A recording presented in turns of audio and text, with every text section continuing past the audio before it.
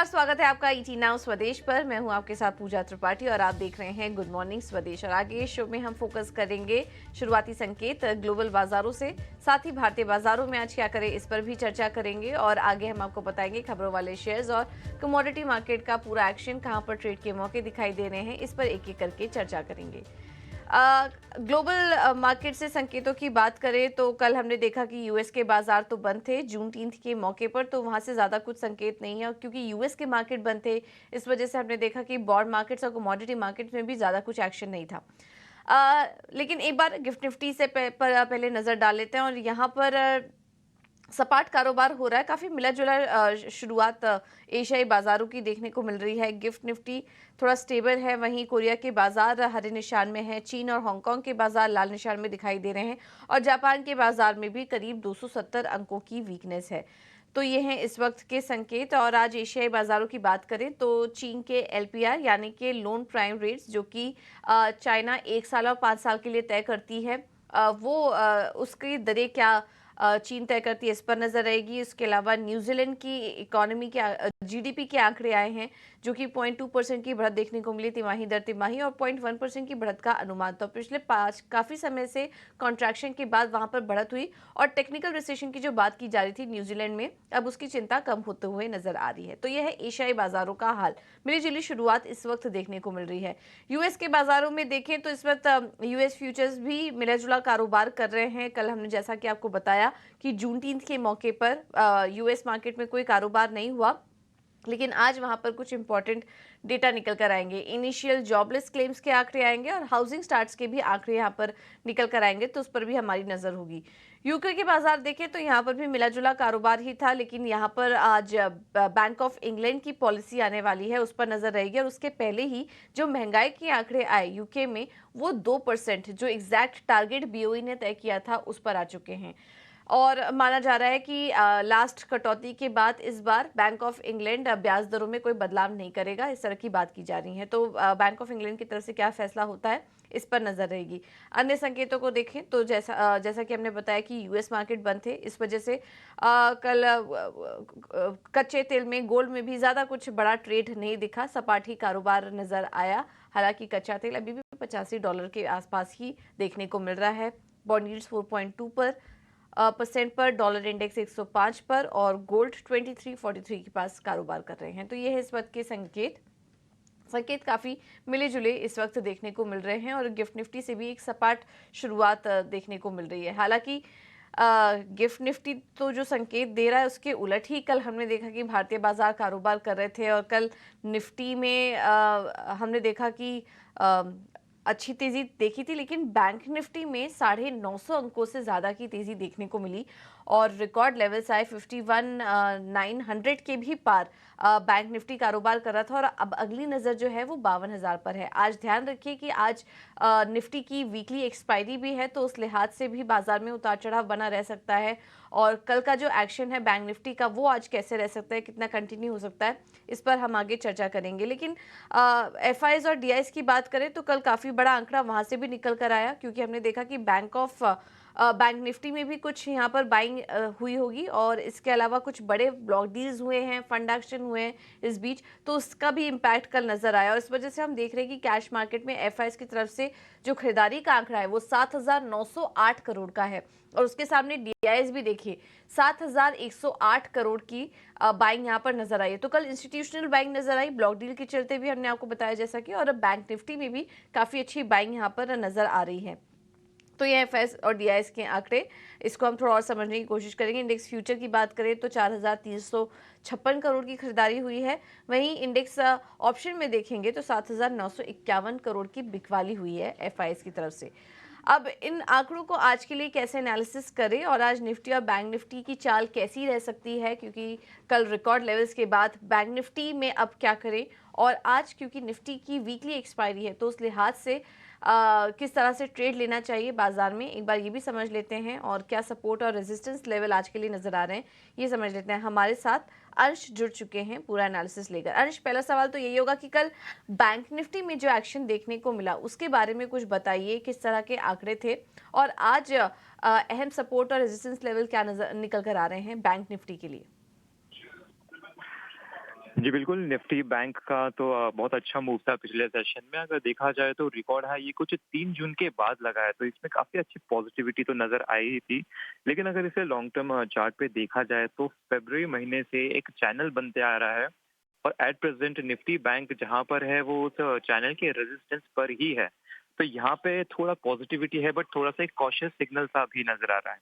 Resistance के तौर पे अगर देखें तो 52,000 का हमें पहला रेजिस्टेंस दिखता है। तो पिछले सेशन में 59,950 तक कुछ गया था, 50 पॉइंट से रह गया था ये वाला साइकोलॉजिकल मार्क। तो यहाँ पर एक रेजिस्टेंस दिख सकता है क्योंकि यहाँ से ही बिकवाली आई थी पिछले सेशन में। अगर इसे पार करता हुआ जाता है तो दूसरा साइकोलॉजिकल मार्क सीधे फिर 53,000 पर नजर आता है। सपोर्ट देखें तो पहला सपोर्ट हमें यहाँ पे 50,500 पर आता है, जो कि पिछले सेशन का लो भी है, जहां से एक अच्छी खरीदारी दिखी थी। तो अगर यहाँ पे आता है तो यहाँ पे एक अच्छी खरीदारी का मौका दिख सकता है। अगर इसे तोड़ता हुआ नीचे जाता है तो दूसरा अहम सपोर्ट फिर सीधे कुछ 700 पॉइंट नीचे 49,800 के पास नजर आता है, जो कि बहुत सेशंस पहले वहां पे एक अच्छा सपोर्ट बेस भी बना हुआ था। तो अगर निफ्टी बैंक वहां तक गिरता तो यहाँ पे एक अच्छी सपोर्ट दिख सकता है। जी ठीक है। तो ये तो बात हुई बैंक निफ्टी की। ऊपर की तरफ अब नए लेवल्स, नए जोन खुल चुके हैं बैंक निफ्टी के लिए, और अहम बेस जो बन रहा है वो भी हमने आपको बताया। अंश, इसके अलावा निफ्टी के आखिरी क्या कह रहे हैं, क्योंकि आज तो एक्सपायरी का भी दिन है, तो उस लिहाज से किन लेवल्स पर नजर रखें? जी बिल्कुल, निफ्टी की बात करें तो निफ्टी एक्चुअली पॉजिटिव ही नज़र आ रहा है क्योंकि एक्चुअली ट्यूसडे को निफ्टी ने एक ब्रेकआउट दिया था एक कुछ 6-7 सेशन के कंसोलिडेशन से। उसके बाद पिछले सेशन में भी हमने देखा कि कल अच्छा सा रिकॉर्ड हाई टच किया था, थोड़ा नीचे आया था, बिकवाली हुई थी, लेकिन जो ब्रेकआउट लेवल है ये कुछ 23,480 का, वहां पे काफी अच्छा सपोर्ट लेता हुआ नजर आया और उसके वापस ऊपर आके क्लोज होता हुआ नजर आया है। तो जब तक ये लेवल प्रोटेक्टेड है क्लोजिंग बेसिस पे इसमें एक अच्छी पॉजिटिविटी दिख सकती है। अगर इसे तोड़ता हुआ नीचे जाता है तो सीधे 23,350 पे दूसरा यहाँ पे दिख सकता है सपोर्ट, जो कि पिछले कुछ सेशंस में वो रेजिस्टेंस के तौर पे एक्ट कर रहा था। तो वहां पे एक अच्छा सपोर्ट दिख सकता है। रेजिस्टेंस के तौर पे देखें तो 23,650 का हमें पहला रेजिस्टेंस दिखता है ऊपर की तरफ। रिकॉर्ड हाई का लेवल भी इसके पास ही था, तो यहाँ पर हम पहला रेजिस्टेंस के तौर पे देख सकते हैं। अगर इसे तोड़ता हुआ ऊपर जाता है तो एक नया टेरिटरी है वो कुछ 23,750 का है, जहाँ पे दूसरा अहम रेजिस्टेंस दिख सकता है। ओके, थैंक यू अंश आपका, ये हमारे साथ जुड़ने के लिए और ये पूरा एनालिसिस करने के लिए निफ्टी और बैंक निफ्टी के लेवल्स पर। तो निफ्टी भी पॉजिटिव नजर आ रहा है, ऊपर की तरफ 23,650 और उसके बाद 23,750 के लेवल्स नजर आ रहे हैं, और नीचे की तरफ जो इम्पोर्टेंट सपोर्ट है वो 23,480 का बन चुका है, और उसके नीचे फिसला तो 23,350। ये जोन है जहां पर कि आप एंट्री ले सकते हैं, और ऊपर की तरफ की लेवल्स भी आपको बता दिए। बाकी बैंक निफ्टी तो काफ़ी स्ट्रांग नजर आ रहा है। अब इसके बाद 52,000 और 53,000 के लेवल्स की बात की जा रही है। अहम बेस जो है अब बन रहा है बैंक निफ्टी का, वो अब 50,500 का बन चुका है। चलिए, इस बाजार में ट्रेड कैसे करें ये भी समझ लेते हैं। हमारे साथ एंजल वन के देवांग शाह जुड़ चुके हैं। Devang ji, thank you so much ET now Swadesh को समय देने के लिए। तो आपसे भी पहला सवाल बैंक निफ्टी पर ही होगा। कल तो शानदार तेजी देखने को मिली, 1100-1200 की पॉइंट्स की तेजी थी कल बैंक निफ्टी में, और अब नए जोन, नए रिकॉर्ड लेवल्स के लिए बैंक निफ्टी तैयार है। मोमेंटम पॉजिटिव नजर आ रहा है, लेकिन बड़ा सवाल यही होगा कि आज की ओपनिंग कैसी हो सकती है। थोड़ा करेक्शन एक्सपेक्ट करें, और जिनको एंट्री करनी है उन्हें किन लेवल्स पर ध्यान देना चाहिए? Very good morning. बात करें बैंक निफ्टी की तो डेफिनेटली बैंक निफ्टी का ओवरऑल चार्ट स्ट्रक्चर अंदर काफी पॉजिटिव है, तो बाय एंड रिस्क की स्ट्रेटेजी रखनी चाहिए। जहां तक लेवल्स की बात करें, बैंक निफ्टी फ्यूचर सपोर्ट जो है वो 50,800 पे है और रेजिस्टेंस 52,000 पे। तो बाय एंड रिस्क स्ट्रेटेजी रखिए, ओवरऑल चार्ट स्ट्रक्चर पॉजिटिव है बैंक निफ्टी के लिए। ओके, और किन शेयरों में ट्रेड करने की सलाह देंगे देवांग आज आप?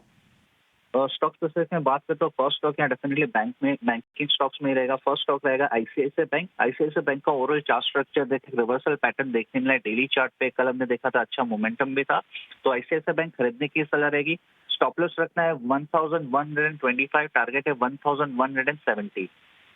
नेक्स्ट स्टॉक रहेगा एचसीएल टेक। कल हमने देखा कि आईटी स्टॉक्स पे मोमेंटम देखने मिला था, उसमें एचसीएल टेक्निक्स बेस एक सपोर्ट बेस अच्छा बना है डेली चार्ट पे। हमें लगता है यहाँ से एक मोमेंटम देखने मिल सकता है, तो एचसीएल टेक खरीदने की सलाह रहेगी। स्टॉप लॉस रखना है 1424, टारगेट है 1494। ओके, थैंक यू देवांग आपका ये रणनीति सुझाने के लिए। तो ट्रेंड के साथ जाइए, कल बैंक निफ्टी और आईटी ही चल रहे थे, बैंकिंग शेयरों में तेजी थी और इसमें जो सबसे ज़्यादा कंट्रीब्यूशन आया वो आईसीआईसीआई बैंक और एचडीएफसी बैंक की तरफ से आया बैंक निफ्टी की तेजी में। तो उसी के साथ जाइए आप, आईसीआईसीआई बैंक में और तेजी करने की सलाह है 1170 के लक्ष्य के लिए।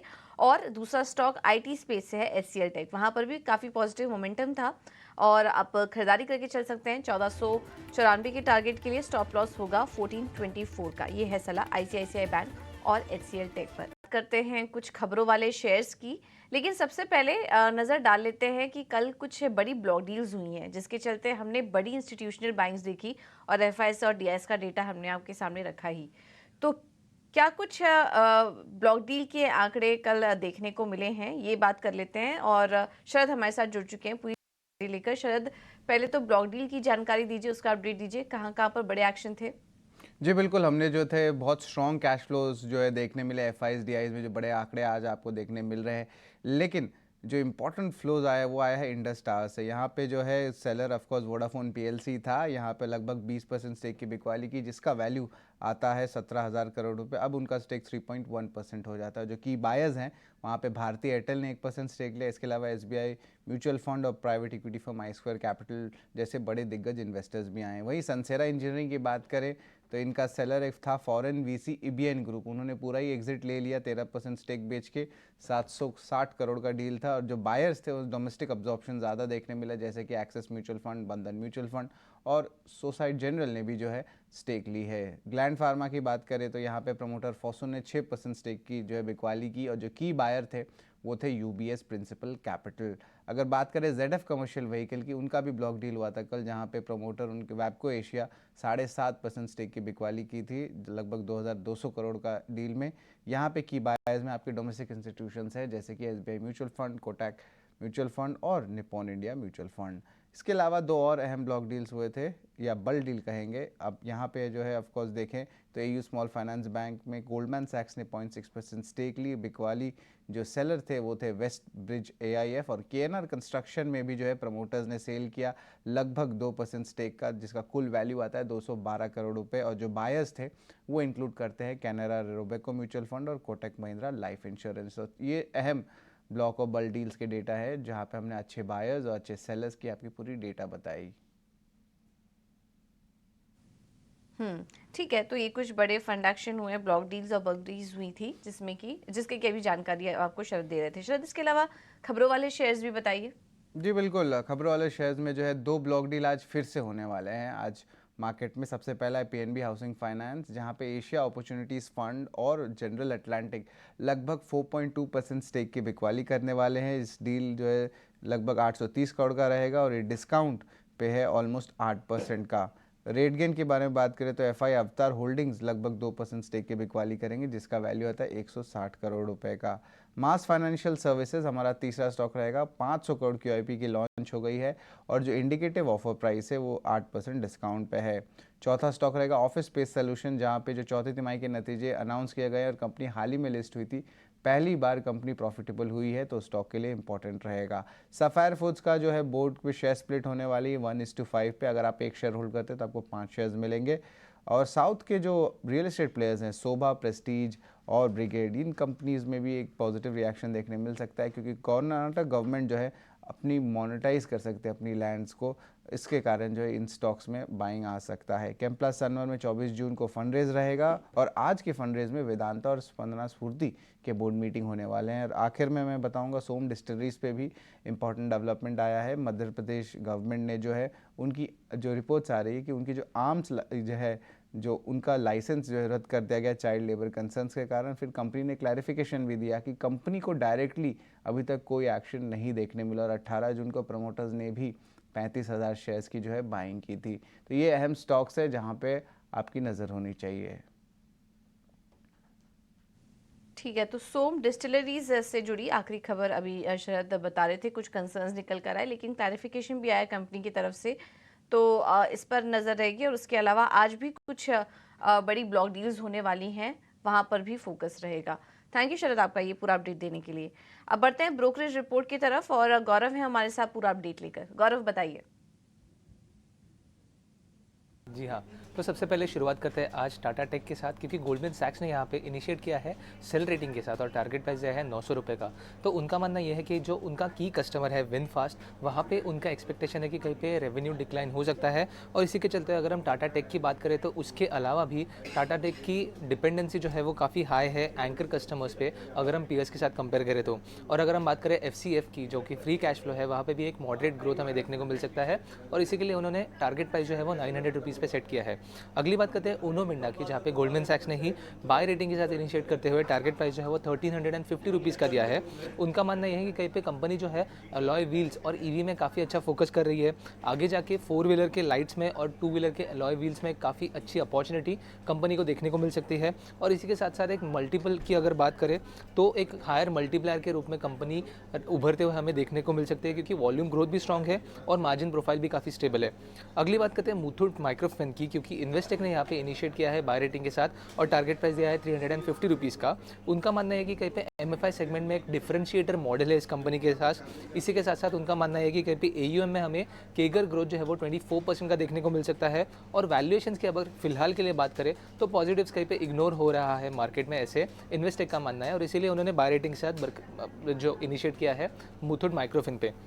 अगली बात करते हैं डीसीबी बैंक की, क्योंकि मोतीलाल ओसवाल ने यहाँ पे बाय रेटिंग पे अपग्रेड करते हुए टारगेट प्राइस जो है वो भी बढ़ा के 175 रुपीज़ का किया है, क्योंकि इस बैंक की अगर बात करें तो एक स्टेबल प्रोफाइल उनको देखने को मिल रहा है, एसेट क्वालिटी भी हेल्दी होने वाली है, ऑपरेटिंग लेवरेजेस की वजह से आरओई में भी ग्रोथ देखने को मिल सकता है और इसी के चलते उन्होंने जो टारगेट प्राइस है वो बढ़ा के 175 रुपीज़ का किया है। और आखिर में बात करते हैं सी इन्फो सिस्टम की, क्योंकि यहाँ पे भी गोल्डमैन सैक्स ने इनिशिएट किया है बाय रेटिंग के साथ और टारगेट प्राइस दिया है 2800 रुपीज़ का, जो कि 40% से एक ज़्यादा अपसाइड हमें दिखाता है। उनका मानना है कि आगे जाके एक अच्छा अपॉर्चुनिटी कंपनी को देखने को मिल रहा है इमर्जिंग मोबिलिटी सेगमेंट में। इसी के साथ साथ कोर बिजनेस की अगर बात करें तो वहाँ पे भी एक प्रीमियमाइजेशन का एक अच्छा अपॉर्चुनिटी कंपनी के पास है और कॉर्पोरेट और गवर्नमेंट के तरफ से काफ़ी अच्छे ग्रोथ के लिए, डिमांड के लिए काफ़ी अच्छे उनको एक विजिबिलिटी देखने को मिल रही है और इसी के लिए उन्होंने इनिशिएट किया है बाय रेटिंग के साथ। तो आगे जाके ये सब कंपनीज पर नज़र रखना काफ़ी इंपॉर्टेंट रहेगा, क्योंकि एक स्ट्रॉन्ग वर्ड जो है वो हमें इन सब कंपनीज पे ब्रोकरेजेस की तरफ से देखने को मिल रहा है। थैंक यू गौरव ये पूरा अपडेट देने के लिए। तो ये कुछ अहम ब्रोकरेज रिपोर्ट्स थी जहां पर कि आपको नजर रखनी है। अब आगे बढ़ते हैं और बात करते हैं कमोडिटी मार्केट की। हमारे साथ रणनीति बताने के लिए ट्रेड बुल्स सिक्योरिटीज से भाविक पटेल जी जुड़ चुके हैं। Bhavik ji, thank you so much 18 हाउस प्रदेश को समय देने के लिए। सोने चांदी से पहले शुरुआत करते हैं, कैसे ट्रेड करें आज वहाँ पर? Good morning Pooja ji. I think सोने और चांदी कल सीमित दायरे में थे, कल यूएस का मार्केट बंद था, बट अभी भी अंडरटोन देखिए तो थोड़ा बुलिश है, ऑल्दो कोई नेगेटिव या पॉजिटिव ट्रिगर नहीं है। मुझे लग रहा है ये भी थोड़ा कंसोलिडेशन ही हो जाएगा, बट ओवरऑल अभी भी बाय एंड डिप्स दोनों में रखना चाहिए। सोने की बात करें तो अराउंड 71,600 पे बाय कर सकते हैं, 71,900 के टारगेट के लिए। और चांदी की बात करें तो 89,200 के करीब आती है, तो 88,800 के स्टॉप लॉस से बाय कर सकते हैं और ऊपर का टारगेट रख सकते हैं 89,800 का। ओके, तो गोल्ड में और सिल्वर में दोनों में ही आज आप तेजी करके चल सकते हैं। 71,900 के टारगेट होंगे गोल्ड के लिए, सिल्वर के लिए 89,800 स्टॉप लॉस आपको बता दिया है। तो ये रणनीति होगी गोल्ड और सिल्वर के लिए। भाभी जी, कच्चे तेल में आज हम क्या करें? $85 के आसपास अभी फिलहाल स्टेबल दिखाई दे रहा है। अब आगे के लिए क्या टारगेट्स वॉच करेंगे कच्चे तेल पर? आई थिंक कच्चे तेल में थोड़ा एक्सॉशन दिख रहा है। हमने 6100 से 6800 की लगातार वन वे रैली देखने को मिली है। कल अगर देखें तो कोई फॉलोअप बाइंग नहीं हुई थी, आई थिंक थोड़ा कंसोलिडेशन था, तो मुझे लग रहा है कि थोड़ा बहुत मुनाफा वसूली भी आ सकती है, क्योंकि वन वे हमने अच्छी खासी रैली भी देखने को मिली। तो आई थिंक आज के दिन थोड़ा दबाव में रह सकता है, तो बेच के चल सकते हैं 6760 के करीब, 6700 के टारगेट के लिए, और स्टॉप लॉस रख सकते हैं 6800 का, सॉरी 7000 लिखा है, बट 6800 के स्टॉप लॉस से शॉर्ट कर सकते हैं।